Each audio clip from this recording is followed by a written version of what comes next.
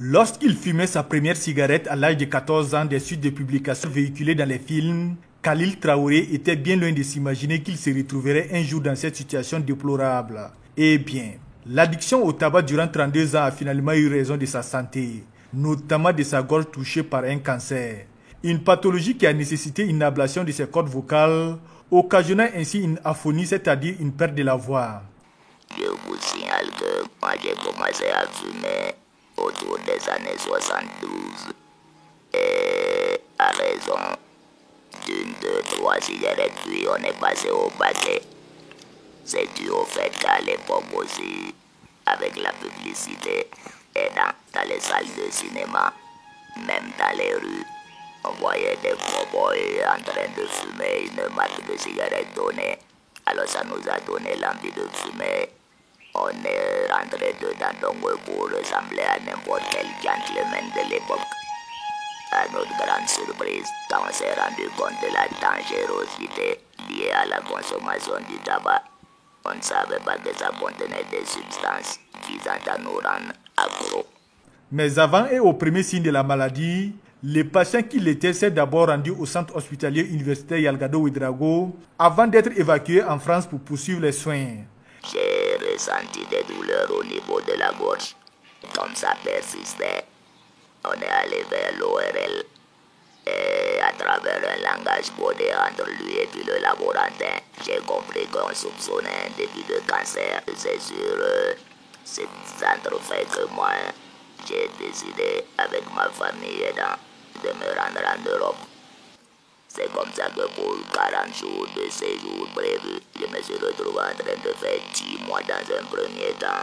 Ce long séjour à l'extérieur du pays lui a permis de bénéficier de soins de qualité. Après cette étape, Khalil Traoré devrait effectuer chaque année 2 à 3 visites de contrôle en France pour un budget d'environ 10 millions de francs CFA. Un énorme coût financier difficilement supportable et auquel il n'a pu faire face que grâce à l'assurance santé du service de son épouse, ainsi que d'autres bonnes volontés. D'attaque, jusqu'à ce qu'on arrive à la chimio, on n'était pas à moins de 17 millions de dépôts d'argent.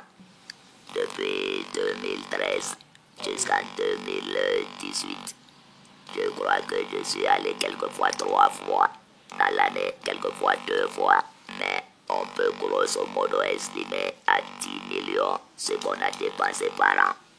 L'ablation des cordes vocales de M. Traoré a suscité beaucoup d'inquiétudes sur sa capacité à communiquer avec les autres. Mais l'espoir est né à travers cet électrolarynx, un appareil utilisé pour produire un langage plus clair. Cet appareil coûte 500 €.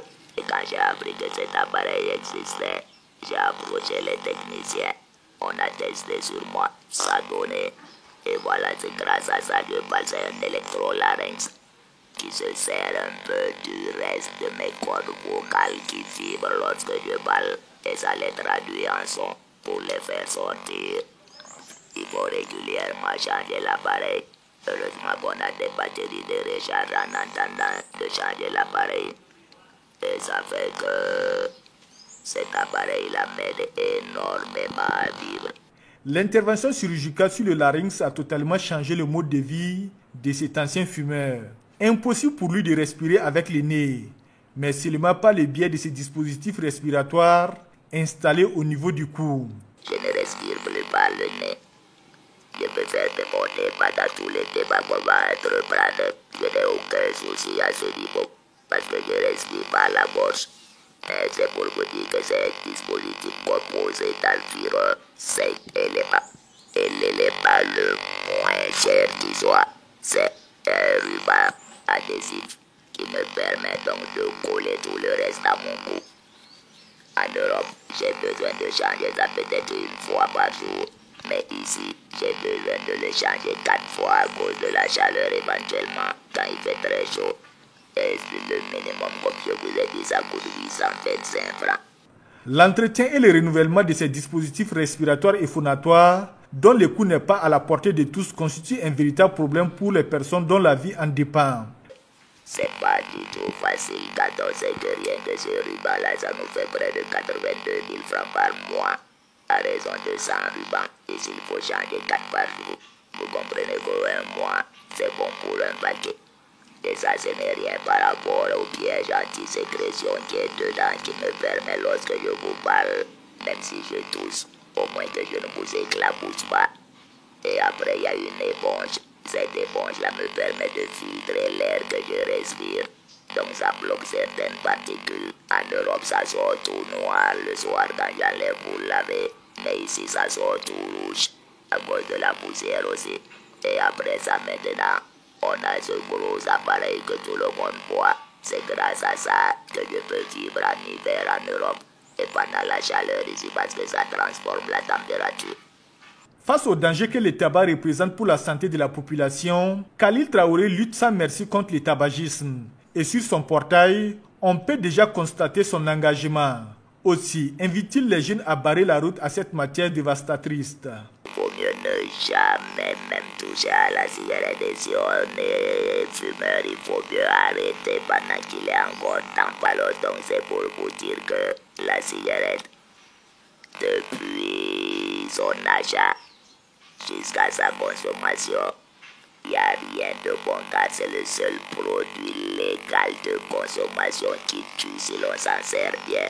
Pour joindre l'acte à la parole, ce sexagénaire a décidé de mettre en place une structure dénommée Association burkinabé d'aide contre le cancer tabagique afin de lutter efficacement contre toutes les formes de tabac et préserver la santé de la population. La cigarette n'a jamais fait de bien à quelqu'un.